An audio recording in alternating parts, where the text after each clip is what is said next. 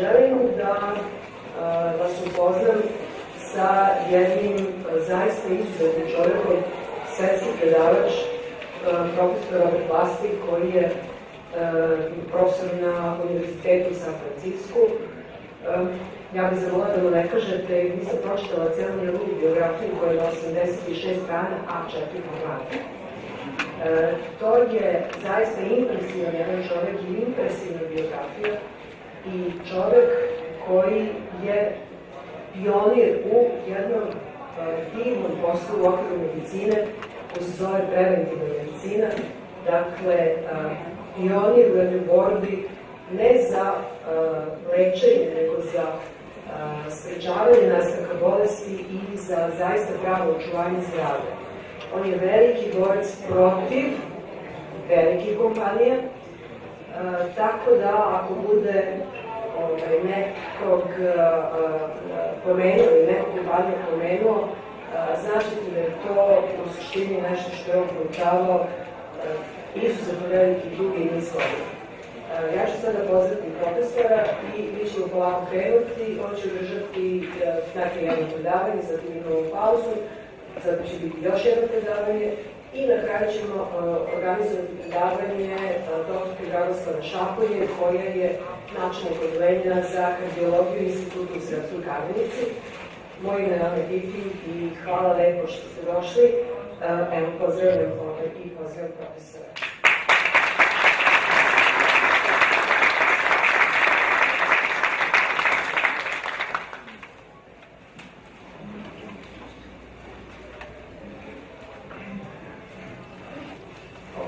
Thank you, Anna.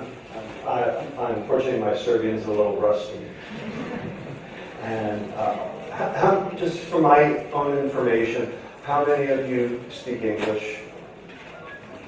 Most. Okay.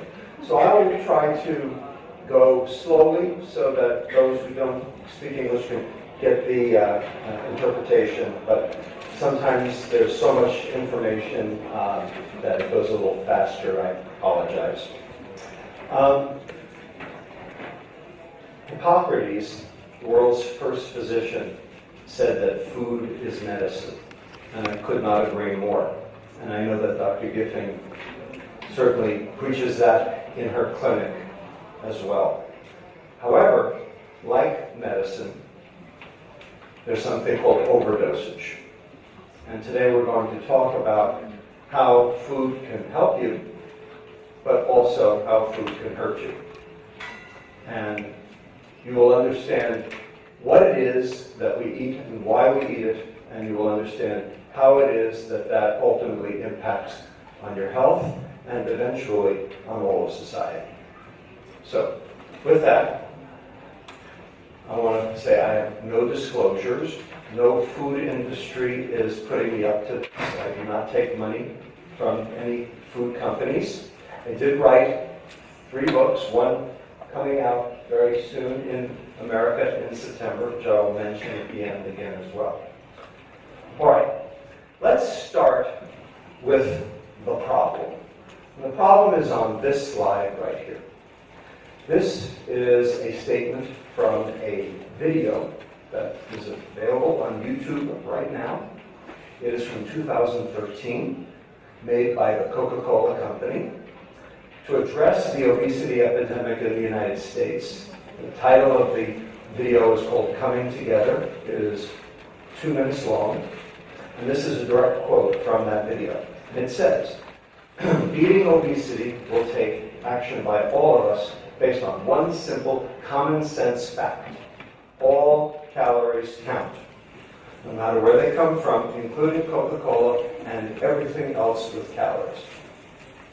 So, as far as they are concerned, you can get your calories from carrots, or you can get your calories from cheesecake, or you can get your calories from Coca-Cola, or you can get your calories from kumquats.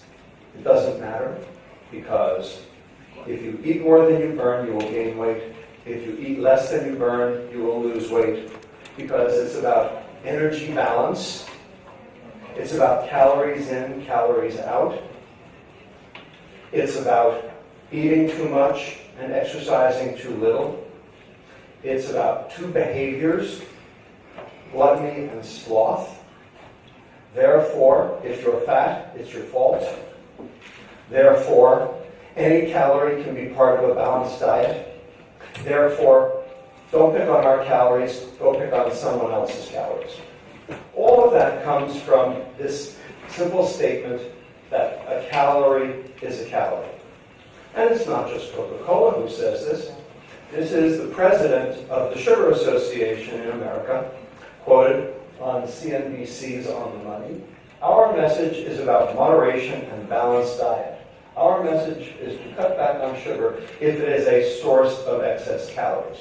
Again, about calories, about weight, about obesity. That's the message of the food industry. And it's the message that most people, maybe not everyone in this room, but most people have accepted. Does it make sense? The first law of thermodynamics. Energy can neither be created nor destroyed, just shifted around. Therefore, if you eat it, you've got to burn it, or you're going to store it. Two behaviors. And after all, it's common sense. It's about calories, it's about obesity. Everyone believes it. Or do they? Let's address this question. Is it? So on this slide right here, we have obesity prevalence country by country, and on this side, on the y-axis, we have diabetes prevalence, country by country.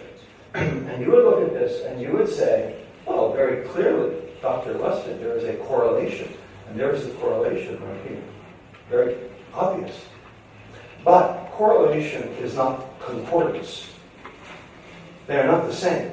Because there are countries that are obese without being diabetic, such as Iceland, Mongolia, Micronesia. And there are countries that are diabetic without being obese, such as India, Pakistan, and China. India and China today have an 11% diabetes prevalence. And you think, America, the most obese nation in the world, only has a 9.3% diabetes prevalence. If obesity is the cause of diabetes, how come they have more diabetes than we do? Doesn't make sense. In addition, here is the trend in diabetes rates in the United States from 1988 to 2012, 25 years. And what you see is that diabetes cases are going up, as they are here as well. But if you separate them out by weight, you would expect the obese people to be gaining their prevalence to be going up at a faster rate. But when you look at it, it's a 25% increase in the obese. But it's also a 25% increase in the normal weight population as well. In other words, both weight groups have an increasing prevalence of diabetes at the same rate. If it's about obesity, if it's about calories, how can that be true? Well, maybe because it's not true. That's the question for today. So this is the most important thing I will show you today, these next 4 diagrams. Imagine this is the entire population of the United States.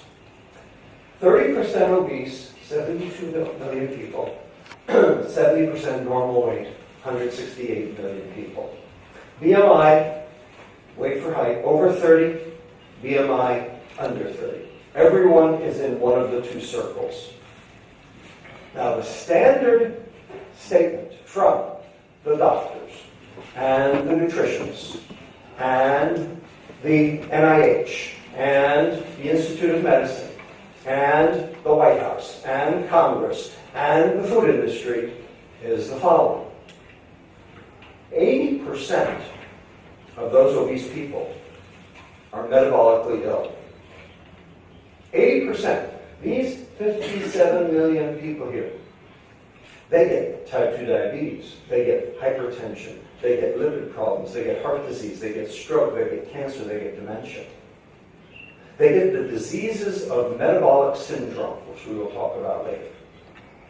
These 80% of 30%. These 57 million people, they're fat, and they're sick because they're fat. And if they would only just diet and exercise, we could solve this problem. Garbage. Why is it garbage? Looks right. How can it be garbage? Here's why. It is true that 80% of 30% are metabolically ill. That's true. But what is also true is that 20% of that group are not. They are metabolically healthy. We actually have a name for them. MHO. Metabolically healthy obese. They will live a completely normal life, die at a completely normal age, not cost the taxpayer a dime. They're just fat. We study them to try to figure out how come they don't get sick. Conversely, and this is the important piece for everyone, 40% of the normal weight population get the exact same diseases as the obese do. They're just not obese. Thin people get type 2 diabetes. Thin people get hypertension. Thin people get heart disease. Thin people get cancer. Thin people get dementia also. Now, it's true, not at the same rate. 40% instead of 80%. So there's no question that obesity is a cofactor. I don't argue that. Of course that's true. But if thin people get it too, how can it be about obesity? How can it be about calories? That's the question. What is both groups, what agent or what exposure do both groups have in common where thin people can get sick as well? So you're all familiar with this, yes? Even in Europe, you know this to be true, correct? Now, took a long time. So my question to you today, is this true also? That's what we're going to try to determine and prove. Okay? This is a painting that hangs in the Montreal Musée de Beaux-Arts, painted by a contemporary American painter who died way too early, Jean-Michel Basquiat. And I just want to point out that even in 1982, when this painting was made, before the obesity epidemic started, he knew that milk and sugar was sugar and sugar, and that sugar-coated corn puffs were crack. He knew even then.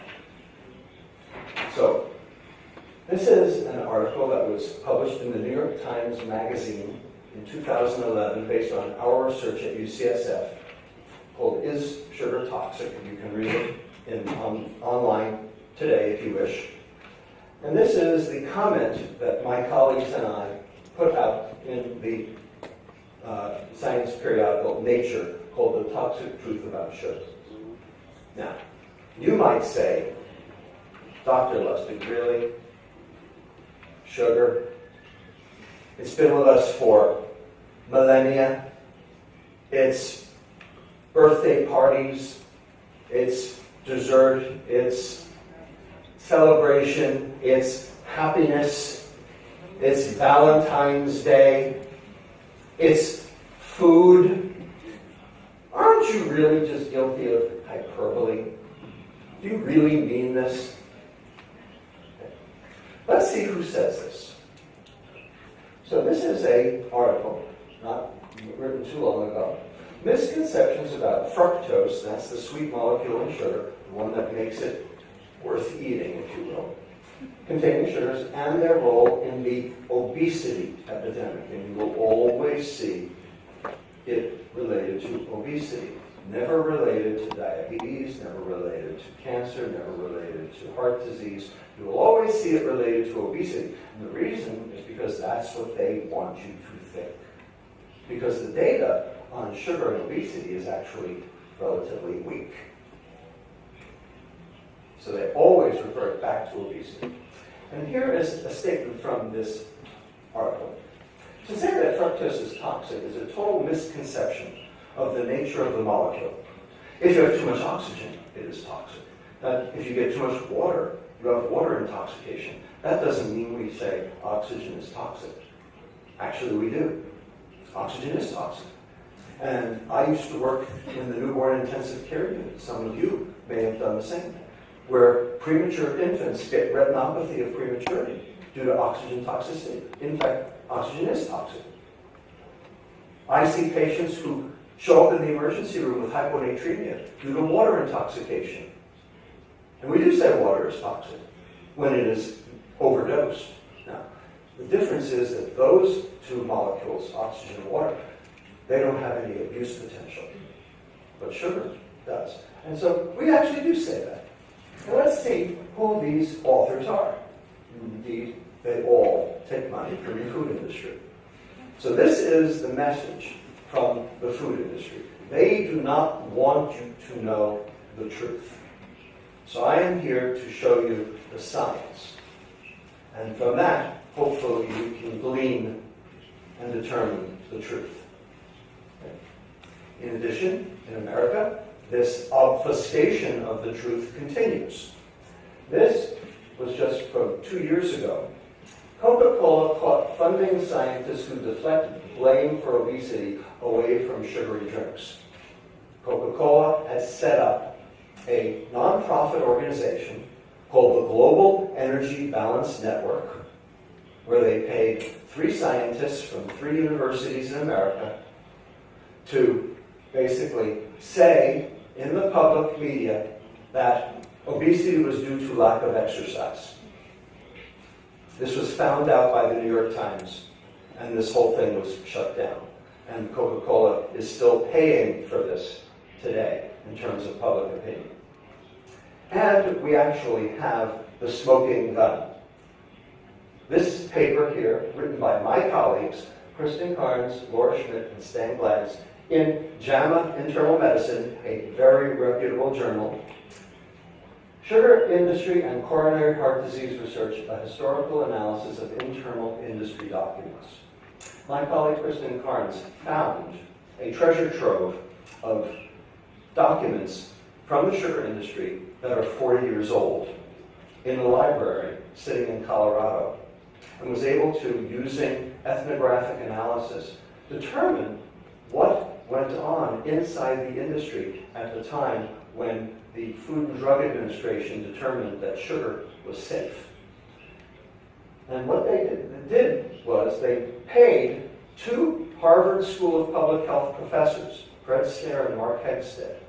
Fred Stair was the chairman of nutrition at the Harvard School of Public Health, and Mark Hegstead went on to become the head of the United States Department of Agriculture. 2 very important scientists. They paid them $50,000 to produce 2 articles in the New England Journal of Medicine, which singled out fat and cholesterol as the cause of coronary heart disease and downplayed the evidence that sugar, sucrose consumption, was a risk factor. The Sugar Research Foundation set the review objective, contributed articles for inclusion, and received drafts. And the sugar research funding and role was not disclosed.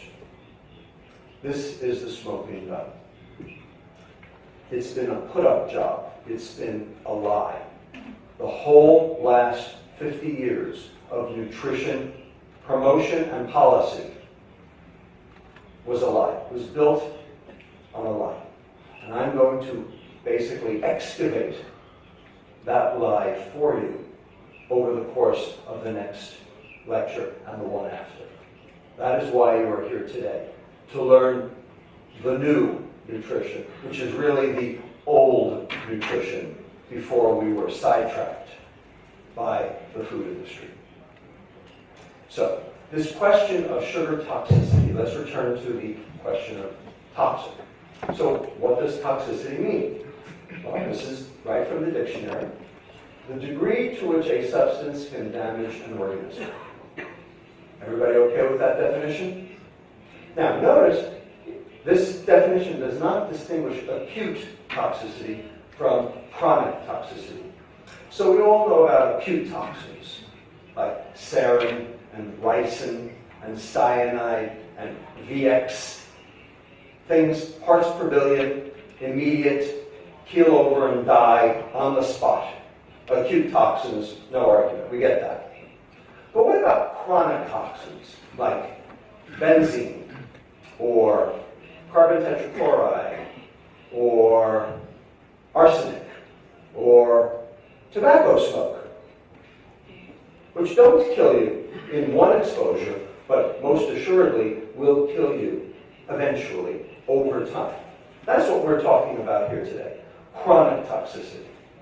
Now, in order for me to prove this point, I have to satisfy 4 requisites. I have to show that sugar is an independent risk factor, that it is not related to its calories, otherwise calories are toxic, in which case then Coca-Cola is correct. It has to be exclusive of obesity, because if it's about obesity, then anything that makes you gain weight would be toxic. And I must establish causation.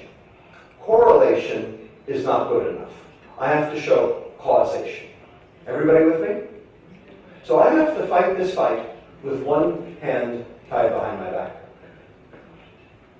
Now, there are many critics, and they will say, well, these are all animal studies, not human studies, and you have to give enormous amounts of sugar, enormous amounts of fructose to see these effects.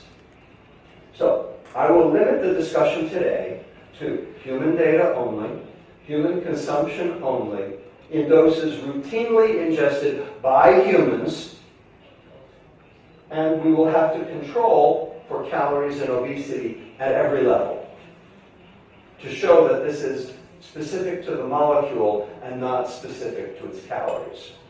So I will tie the other hand behind my back, and I will headbutt you into submission. So let's start. Let's talk about diabetes. Sugar and diabetes, unrelated to obesity. This is a paper that came out 4 years ago now from Europe called the EPIC Interact study. You're all probably familiar with this. It's a nutritional examination study that is prospective and goes on in perpetuity throughout Europe. And the question they asked was, do sugared sweetened beverages, sodas, juices, cause diabetes when you adjust for BMI? And so down here, here's the adjusted model, controlling for EI, energy intake, that's calories, controlling for BMI, that's obesity. Every sugar beverage consumed per day increases diabetes risk by 29%. And in America, we don't consume 1 sugar beverage per day, we consume 2.5. So take that up to 68%. Now this is correlation, not causation as of yet. We're getting there. We're going to build the case slowly. This is a meta-analysis done to look at sugar-sweetened beverages and fruit juice separately, to ask the question, do sugar-sweetened beverages or fruit juice predict diabetes rates? And here's the adjusted for adiposity and calories, and you'll notice that the numbers do not cross 1. The confidence intervals do not cross 1, meaning they are statistically significant for sugar beverages, and guess what? Also for juice. Now everyone says juice is healthy. Why? Because fruit is healthy. So if fruit is healthy, then juice is healthy. Because you get juice from fruit. Or do you? What's the difference between fruit and juice? The fiber. The fiber, the stuff you throw in the garbage can. Turns out that's the good part. The fiber acts as a gel on the inside of the intestine, which prevents absorption. And so by preventing absorption, your liver does not get the full onslaught of all of the calories and all of the fructose. And more of it will go further down the intestine, since it wasn't absorbed early, and the bacteria in the intestine, the microbiome, will chew it up for its purposes instead. In other words, when you eat your sugar with fiber called fruit, you're not feeding you, you're feeding your bacteria, which is a good thing to do. But when you juice the fruit and throw the fiber in the garbage, now you're feeding you instead of your bacteria, and that is not a good thing to do. So all of you with NutriBullets and Rebels and Vitamixes, see if you can get a refund. This is a study that we did looking at the NHANES adolescent database. NHANES is our nutrition examiner survey in America. Looking at almost a decade's worth of data in adolescents only, and looking at their added sugar consumption and their risk for metabolic syndrome. So we divided them up into quintiles, and here are the quintiles of sugar consumption. We gave the first quintile, the reference quintile, a probability of 1, and then looked at all the other quintiles and showed that when you got up to the fourth quintile, your risk for metabolic syndrome was 10-fold greater than for the first quintile. And this is adjusted for calories and adjusted for adiposity. In addition, we performed something called an econometric analysis. This is from the Food and Agriculture Organization, the FAO, their statistics database. They list food as total calories per country, per person, per year, going every year, fruits excluding wine, oils, fiber-containing foods, meat, cereals, and finally, sugar crops, and sweeteners.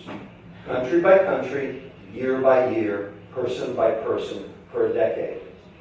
We then took this database and melded it with the International Diabetes Federation database for diabetes prevalence, country by country, year by year, for the same period. We melded that with the World Bank Gross National Income database, which controls for the 5 confounders: poverty, urbanization, aging, physical activity, and obesity, the 5 confounders, to ask the question, what about the world's diet predicts change in diabetes rates around the world? Answer, I'll show you. We had 175 countries, complete data for 154. We had a very, very extensive data analysis. We controlled again for these 5 things. The only thing that gave us a signal in the entire human diet was sugar. Only sugar. Nothing else. Not total calories. Only sugar. Here's the adjusted association of sugar with diabetes prevalence. And here's your take-home message. Only changes in sugar availability predicted changes in diabetes rates. If a country had an extra 150 calories of food per person per day, diabetes rates only went up a total of 0.1%. But if those 150 calories happened to be a can of soda, diabetes prevalence went up 11-fold by 1.1%. Nothing else in the diet mattered, just the sugar. This study actually meets the criteria that we use for tobacco and lung cancer, called the Bradford-Hill criteria, called causal medical inference, because we showed dose, more sugar, more diabetes. We showed duration, longer sugar exposure, more diabetes. We showed directionality. Those countries where sugar went up, more diabetes. Those countries where sugar went down, less diabetes, and there were few. And finally, most important for causation, you have to show precedence. Something has to precede something else to be causative. When you do correlation, you don't know what came first, because you're examining them at the same time. It's the photograph, the picture. But we had 10 years. We had the movie. So we could determine what came first. And it turned out that the change in sugar preceded the change in diabetes in every country by 3 years. Whenever sugar changed in one country, diabetes changed in the same direction 3 years later. That's causal medical inference. That's the same proof that we have today for tobacco and lung cancer. Now, the question is, why? Why does this happen? And there are 3 mechanisms. We're going to go through each of the three so you understand what the science shows, that this isn't just by accident.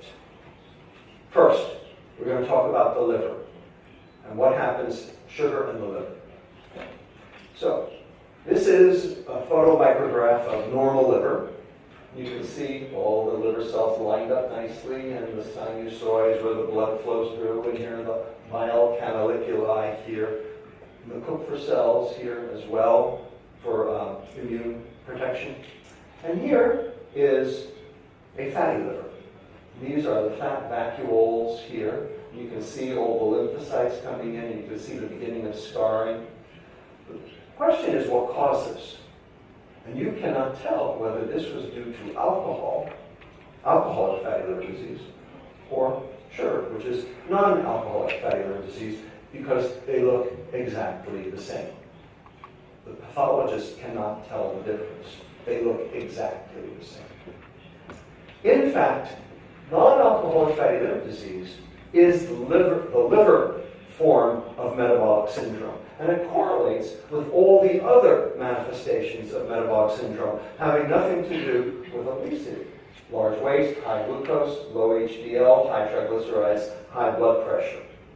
In adults and also in children as well. So, non-alcoholic fatty liver disease is is how the liver expresses its pathology in metabolic syndrome. And non-alcoholic fatty liver disease is a predictor of who gets diabetes. Because when you have non-alcoholic fatty liver disease, you have a 3.5 times greater chance of developing diabetes in your lifetime, at least in Korea. Same seems to be true around the world. Now, this is also one of the most important sets of slides that I will show you. This is known as an MRI fat fraction map. And what you can see here is an obese person. Notice the subcutaneous or big butt fat back here. Okay. But I want you to take a look at his liver. Notice it's very dark. Very little fat in the liver. 2.6%, totally normal. This person is an MHO, metabolically healthy obese. Fat, not sick. Healthy. Fat and fit, if you will. This person is not. He's got obesity, you can see that. But take a look at his liver. 24% liver fat. This person has non-alcoholic fatty liver disease. This person has metabolic syndrome. This person is sick, and he's sick because his liver is sick. This person is not sick because his liver is not sick. Unrelated to weight. Everybody understand that? Now, here's the third person. Notice, he's thin. No fat. We'll take a look at his liver. 23%, just like the person with metabolic syndrome. Well, guess what? This person has metabolic syndrome too. Because he has non-alcoholic fatty liver disease too. And he's thin. So just because you're thin, just because you're normal weight, does not mean that you're not sick. You might be sick. And the question is, will your doctor tell you, oh, your weight's good, don't worry about it? How do they know? Did they do anything to find out? Could you have this problem? We actually have a name for this. It's called TOFI, T-O-F-I. Thin on the outside, fat on the inside. Real medical term. 1,500 Medline articles with TOFI in the title. Coined by Dr. Jimmy Bell, University College London radiologist. Okay, so the question is, are you a TOFI? Do you know? How would you know? How can you find out? These are the questions we're trying to answer today. Now, most people think that it's the belly fat. Okay? The butt fat, ugly, but belly fat, dangerous. That's the standard thought. Okay? So, people did studies looking at subcutaneous butt fat against visceral fat, belly fat. This study, done in 2009, was the first to look at belly fat, visceral fat, against liver fat. Belly against liver fat. And what they showed was that when you held the liver fat constant, the belly fat did not predict a change in metabolic health. But when you held the belly fat constant, the liver fat, intrahepatic triglyceride here, predicted all of the change in metabolic health. In other words, the liver fat was more important than the belly fat. And I will show you new data that proves that. So the question is, all right, liver fat. Where did the liver fat come from? Over here, you see, in gray, non-systemic fatty acids. Non-systemic.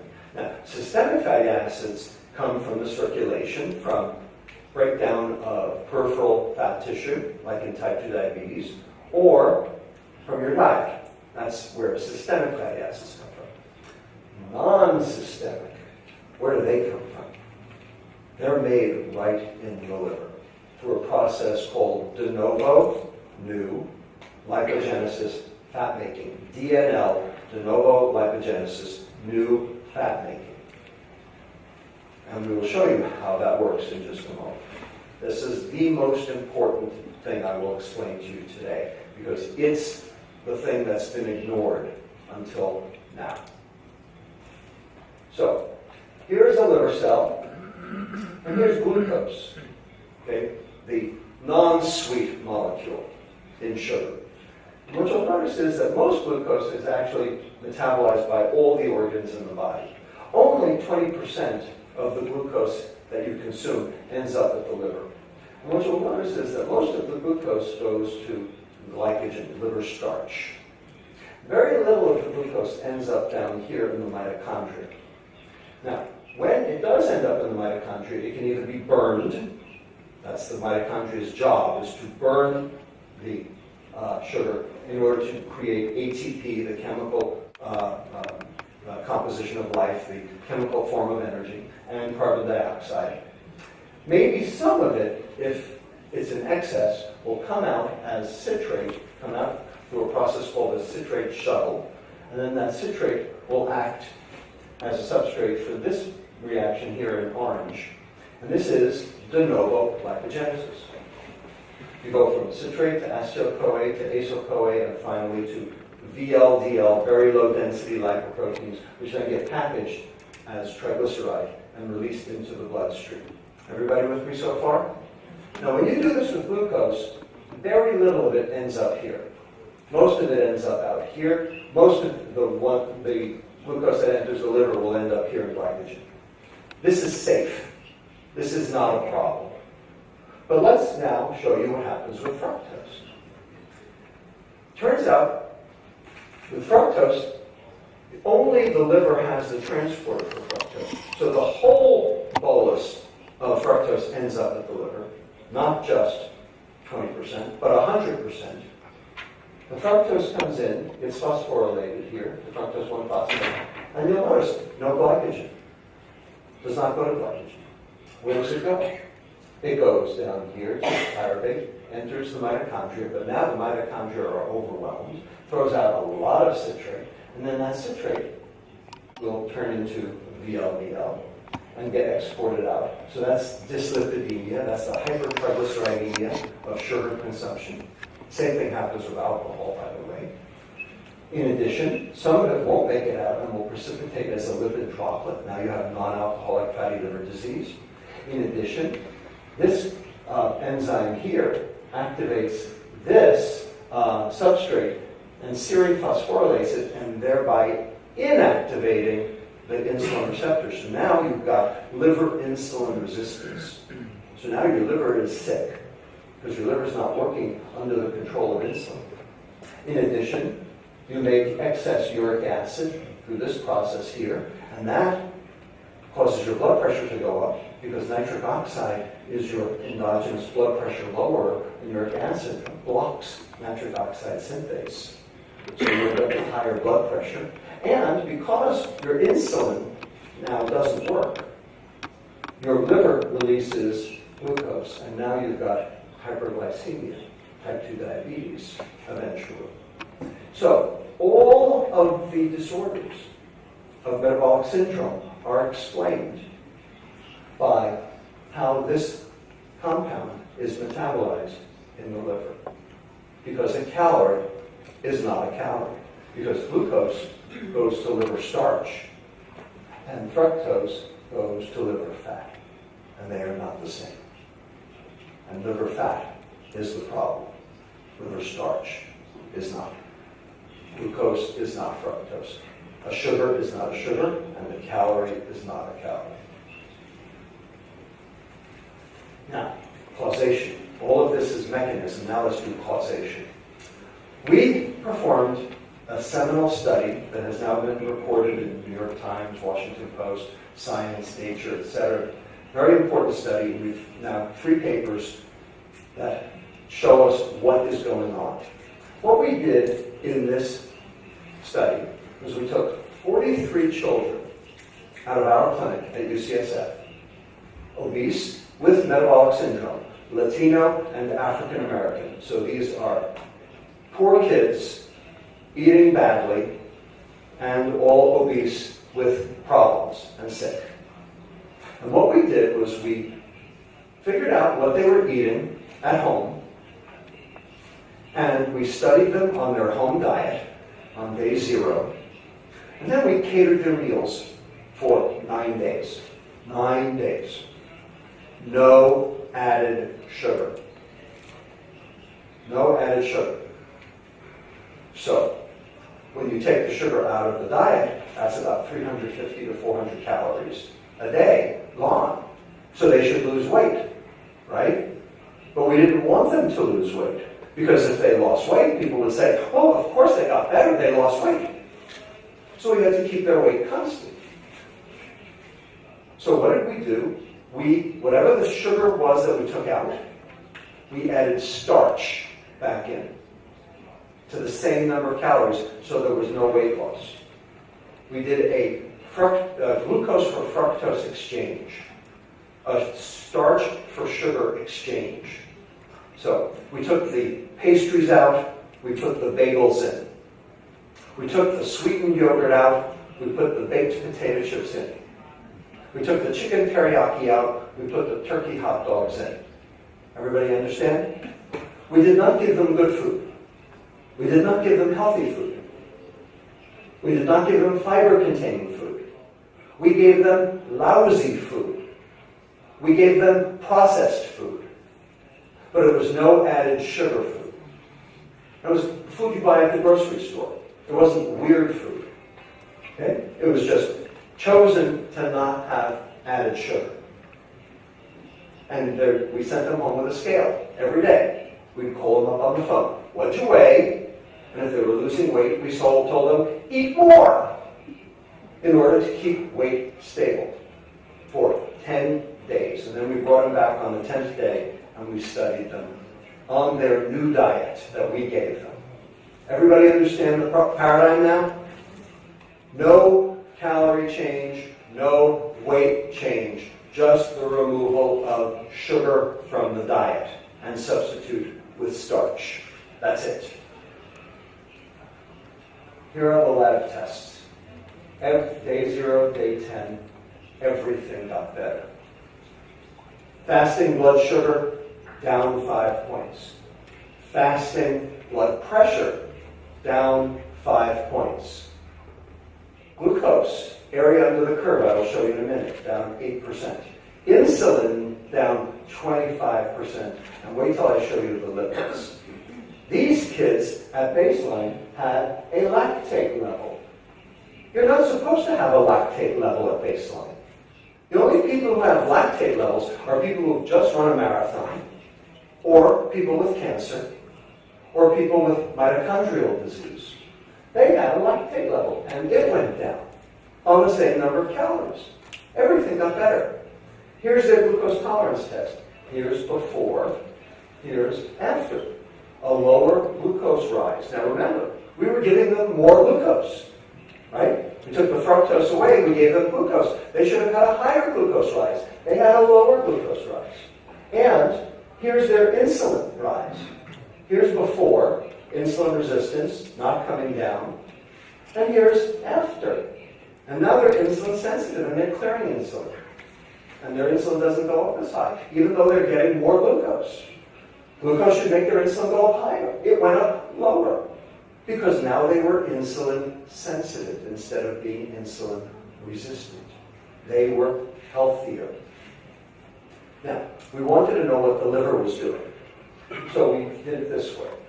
You can give fructose and it will end up becoming fat, palmitate. What we did was we gave this here, C13 labeled acetate. We gave it as a little shake with some chocolate. Every 20 minutes, and what we did was we gave it so that it would reach equilibrium, and it would be incorporated into new fat being made in the liver. And then we could measure what the liver had, and we could measure what the liver was putting out. And here's how fast they were making fat before, and here's how fast they were making fat after. Remember, no change in calories, no change in weight. Their liver fat production went down by half. And the amount of triglyceride appearing in the blood went down by half as well. And we stuck them in an MRI scanner and measured their big butt fat, subcutaneous fat. Did not change because we didn't let them lose weight. So that's 0. Here's their visceral fat, the belly fat, down 7%. And here's their liver fat, down 22%, with no change in calories and no change in weight. Because they stopped making liver fat, because we took the substrate, the fructose, away. We gave them glucose instead, but we took the substrate away, and their liver fat got better, and therefore they got better, with no change in calories and no change in weight. This is causation. This is not correlation. This is causation. How about heart disease? Let's look at the data for sugar and heart disease. A big problem in Serbia, a big problem everywhere. This is from the Harvard School of Public Health and the CDC in the United States. What you see here is a histogram from the NHANES database, looking from 1988 to 2006, almost 20 years. And what you're seeing here is the percent of calories in the diet as added sugar. The median of this histogram is at 18%. 18% of calories as added sugar. Now, this red line through the center here is the hazard risk ratio, the risk for dying of a heart attack, cardiovascular mortality, the risk of dying of a heart attack in that same population. And what you'll notice is that the inflection point here is at 15%. Median 18%, inflection point 15%. What does that mean? It means that more than half the U.S. population has an increased risk of dying of a heart attack because of their added sugar consumption. And if you happen to be out here on the tail end, 30 to 32%, which is where our teenagers are today, the hazard risk ratio of dying of a heart attack is 4. 4-fold increase. So if you think we have a healthcare problem now, wait till our teenagers are at heart disease age. There will be nothing in the emergency room other than those people having heart attacks. The gurneys will all be filled. No health care for anyone else. And we also have causation as well. Because in that same study, the kids study that I just showed you, what we were looking for were changes in lipids, changes in triglycerides, and changes in LDL. Over here, you see in red, that's called small dense LDL. Small dense LDL is the atherogenic particle. So LDL is not LDL, and we will talk about that in the second talk today. Okay? There are 2 LDLs. There's one called large buoyant, there's one called small dense. Large buoyant is not the problem. Small dense is the one that gets under the surface of the vascular endothelial cells and starts the plaque formation process. Here it is here it is here in 2 patients, A and B. And you'll notice after 10 days, it disappeared. It went away in all the patients.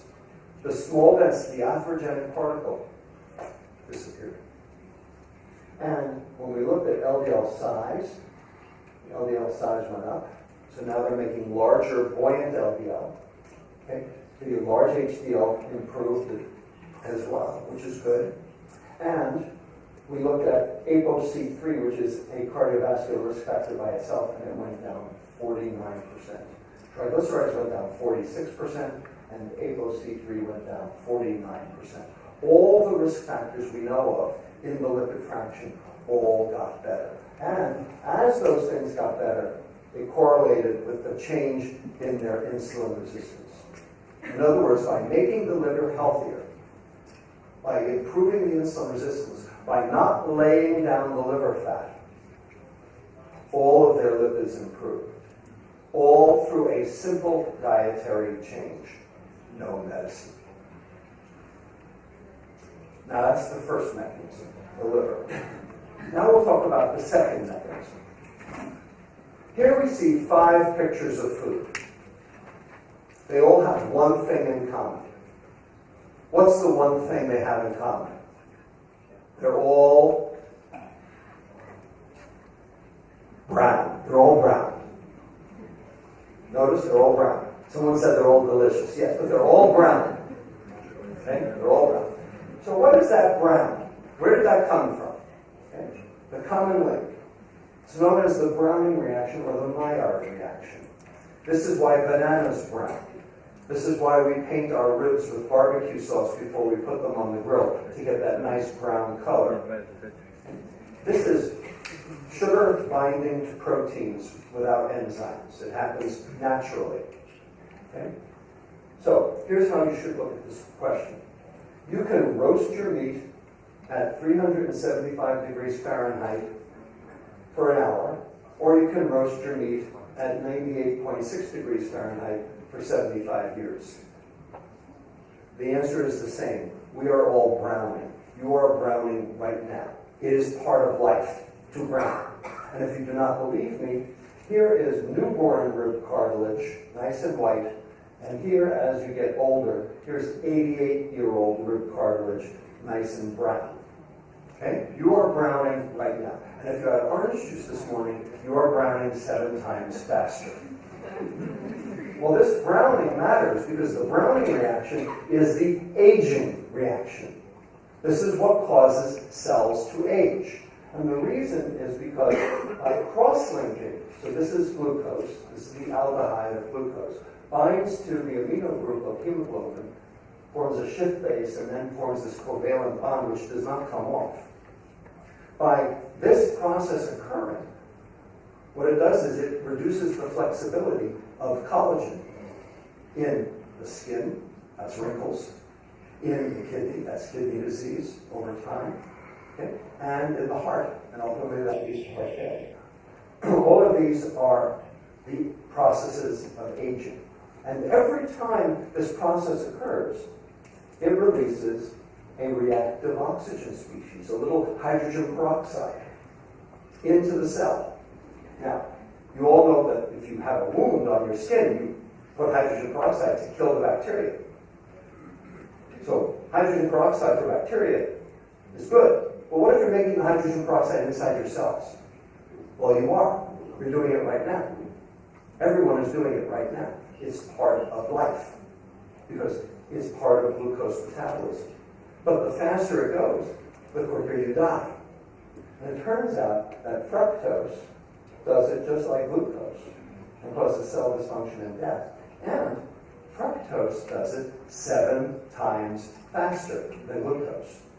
Now the question is why? So here's glucose here, linear form. Here's glucose here, ring form. Here's the space-occupying model. Notice, the ring form is a happy molecule. It likes to live in the ring form. 6-membered ring right here. And you'll notice this hydroxymethyl group is sticking up, not bothering anybody right here.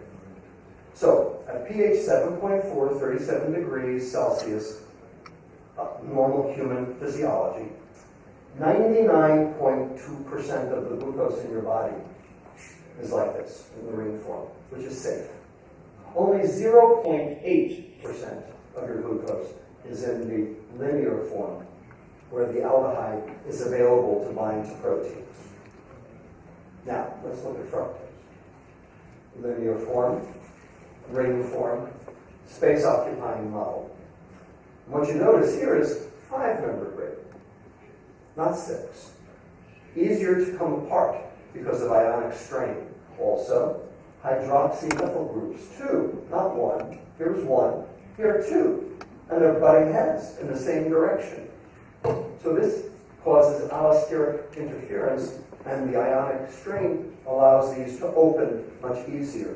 And so at pH 7.4, 37 degrees, 97% of the fructose is in the ring form, 3% in the linear form, where this keto group, which is just as reactive as this aldehyde group, can bind to proteins and form the same process. So 7 times more substrate. And you can do this experiment at home. Okay?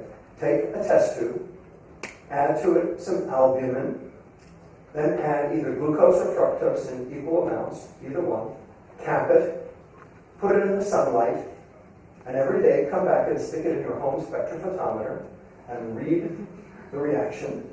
Okay? And what you can see is that the fluorescence for glucose goes up linearly, whereas the fluorescence for fructose goes up very rapidly. 7 times faster, 100 times the reactive oxygen species. In other words, fructose causes oxidative stress, which is aging. That's the aging reaction. Sugar drives aging. And if you want to keep your skin nice and clear, cut back on the candy bars. Now, third problem. Is sugar addictive? Remember, we started with that question. Is sugar addictive? Well, a lot of people seem to think so. A lot of books written about this issue. The question is it true? It is true, and I'll give you a simple example of why. Anybody know what this is? Anybody here work in a newborn nursery? This is called Sweeties. And it's a super concentrated sugar solution that you dip the pacifier into the solution, and then put it in the newborn boy's mouth before you do the circumcision. The Jews have wine, everyone else has Sweeties. And it works the same way, because it releases opioids in the brain. It's a method for endogenous painkiller without giving narcotics. In fact, if you look at the brain, if you look at the reward center called the nucleus accumbens, here's a control brain and here's a cocaine addicted brain. You'll notice that the receptors for dopamine, which is the pleasure neurotransmitter, way down. Well, look, same thing in obesity, way down. Same thing happens for the same reasons. Because anything that causes dopamine release, like sugar, will lead to receptor going down. So you need more and more and more. That's addiction. So we have causation for sugar and for diseases. For sugar and diabetes, sugar and heart disease, sugar and fatty liver disease, and I haven't shown you the data, but I can if you want. Sugar and tooth decay. The dentists know that, of course. We have correlation, indirect data, not proof yet, for sugar in cancer and sugar in dementia. But you know what? 4 diseases is enough. Okay, we have data showing sugar is toxic. Now, a little is okay. A lot is not. So, dessert, I'm for dessert. Once a week, not once a meal. And the food industry has made it once a meal. Now, just so you don't think I'm fructose-centric, that fructose is the only problem in our diet. That is not true. There are many problems in our diet. There are 4 foodstuffs, 4 things that we put in our body that do this same liver reaction, not just sugar. Trans fats, so partially hydrogenated oils. But we know that now, and they are coming out of our diet. Branched chain amino acids. So, like what's in protein powder. The bodybuilders, they use this protein powder because if you're building muscle, you need branched chain amino acids because that's 20% of muscle. But what if you're not a bodybuilder? What if you're a mere mortal like me? And you take in extra branched chain amino acids. And what happens is those branched chain amino acids go to the liver. The liver takes the amino group off, turns them into keto acids. They go down to the mitochondria. The mitochondria are overwhelmed. They come back out as citrate and form that same liver fat, de novo lipogenesis. You end up with the same liver fat, and you end up with the same insulin resistance. So, taking in branched chain amino acids in excess is also a problem. So where do you get branched chain amino acids from? Corn. Corn-fed beef, corn-fed chicken, corn-fed fish. In other words, our American diet. Perhaps not here in Serbia. I had a very good dinner, and today's the teaching the other night, and I guarantee you it was not corn-fed. Alcohol, okay, because alcohol and sugar are metabolized the same way. And it makes sense that it should be, because after all, where do you get alcohol from? Fermentation of sugar is called wine. Think about it. Really, the only difference between sugar and alcohol is that for alcohol, the yeast does the first step of metabolism called glycolysis. For sugar, we do our own first step. But after that, they're the same. So the liver processes it the same. So it makes sense that that should be the case. And finally, fructose. These four compounds share three things in common. The liver is the only site for energy metabolism, nowhere else in the body. It is not insulin regulated, and it doesn't go to glycogen. Therefore, the mitochondria become overwhelmed and throw off the excess as liver fat, which then make the liver sick. Liver fat, liver sickness, same thing. So you have to know what your liver is doing. When your liver is sick, you're sick. It's that simple. And here's what's going on in the liver. So the fructose comes in. First thing that can happen is it can bind to proteins like this. Okay? When that happens, it throws off reactive oxygen species. It can go to lactate, like we showed. Our patients had lactate level. Okay? Some of it will enter the mitochondria and be burned, and that will generate reactive oxygen species also. And you will also potentially put some into visceral fat. The visceral fat will make inflammatory cytokines like TNF-alpha, IL-6. Will bind to their receptors on the liver, activate this enzyme, NADPH oxidase, and so you'll get more reactive oxygen species. So you have this ROS pool sitting in your liver, which can cause damage. You have to quench these with an antioxidant. Well, the antioxidants are here in the peroxisomes. This is why thiazolidinediones work in type 2 diabetes, is by activating the peroxisomes to clear the reactive oxygen species. That's where they go to die. Okay? But what if they don't go to die? Then they come over here to the endoplasmic reticulum, which is where proteins are folded, like insulin, or the insulin receptor. And that's called the unfolded protein response. And that leads to either cell death or metabolic dysfunction on its own. Or they will come out and form fat, lipid droplet, or cause the insulin receptor to not work. So now you've got insulin resistance, fatty liver disease, metabolic syndrome, all from this one molecule. So the science, not the fiction, not Coca-Cola's version, science shows that some calories cause disease more than others because different calories are metabolized differently in the body. Because a calorie is not a calorie. You are not what you eat. You are what your body does with what you eat. And in order for you to protect yourself, you have to know the science of what your body does to what you eat. The food industry does not want you to know, because then they couldn't sell their products. You have to know in order to protect yourself. That is why preventative medicine is important.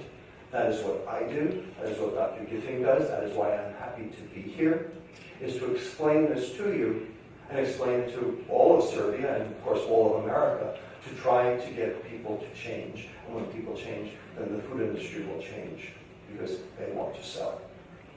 So, is sugar public enemy number one? And the answer is trans fats used to be public enemy number one, but now they're gone. So now sugar is public enemy number one. There's only one answer. It's called real food, not processed food. Because processed food is high sugar, low fiber. High sugar for palatability, low fiber for shelf life. Real food is low sugar, high fiber. Real food worked for 10,000 years. It only stopped working in the last 40 because of processed food. Real food works. Real food cures disease. Real food is wellness. Processed food is illness. It's that simple. With that, I'm going to give you some resources to understand this. This is a website curated by University of California, San Francisco, called sugarscience.org. 8,000 clinical research articles, vetted by 12 independent scientists who do not take money, and distilled into 5 messages for the general public about what food does. Sweet Revenge is a public television special that we produced in the United States to reverse type 2 diabetes with food. Fed Up is a documentary on Netflix which tells the story of how we got to where we are today in terms of our food supply and what to do to turn it around. Sugar Coated is another documentary made by a Canadian company that tells why we got to where we are today. The corporate payoffs, the malfeasance, the fraud, the public relations campaign to bury the information that sugar was toxic. Because we knew this back in the 1970s. And it disappeared because they discredited the scientists who said so. And I will tell you a little bit more about that in the next talk. My book, Fat Chance, in the UK. Sugar Has 56 Names, an ebook that we produced to take into the grocery store so you can know what's in your food. A cookbook, because if you don't know how to cook, you're hostage to the food industry for the rest of your life. Think about that.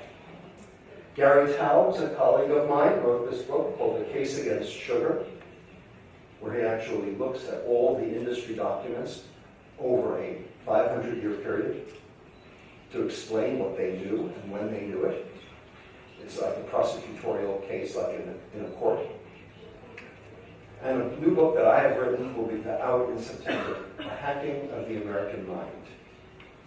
And I will leave that for the break. You can ask me about it if you like. Basically, it tells the story of the difference between pleasure and happiness and how the industries of America have used that difference to actually make us addicted and depressed.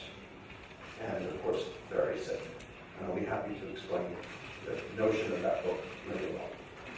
In addition, we have started a nonprofit in the United States called Eat Real. And REAL is Responsible Epicurean and Agricultural Leadership. What we do is we evaluate restaurants and foods to determine whether or not they serve real food or they are real food, so that you know as consumers that if you go to this restaurant or if you consume this food, it will not kill you. Something worth knowing. With that, I want to thank my collaborators at UCSF, at Touro University, Osteopathic College in California, and also at Stanford as well. There are a lot of people who know what's going on. Okay? And now you know what's going on. And it is your job to explain to your family, to your relatives, to your friends what is going on in order for them to be healthier. And that would make me very happy. So with that, I will close. I'll be happy to answer questions. We will have a 30-minute break, and then the next lecture will start as well. Thank you.